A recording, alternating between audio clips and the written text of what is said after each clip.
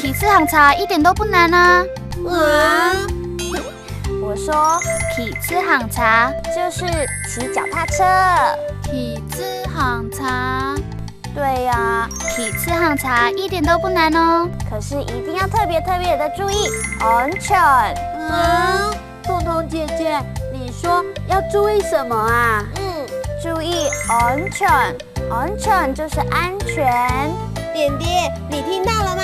骑车要注意安全，才不会撞到人。妈妈，你这样子讲很不公平哎！我一直按铃，你都不走开，我才会撞到你的呀！才不是这样呢！哎呦，好了，你们两个不要吵了，两个都一样，要特别注意安全。点点，听到了吗？在说你，才不是呢，是在说你，说你，说你，说你，哼！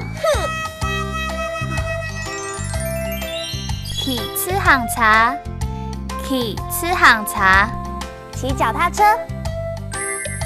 骑次行茶，骑次行茶，骑脚踏车。点点，我们明天去骑次行茶好不好？好啊！彤彤姐姐，你们明天要去哪里呀？我跟点点要去骑次行茶逛老街。我也要去。安全，安全，安全，安全，安全，安全。彤彤姐姐，我要去上学喽。过马路的时候要注意安全哦。好，我要捡一辆大卡车。好，使用剪刀的时候要注意安全哦。好，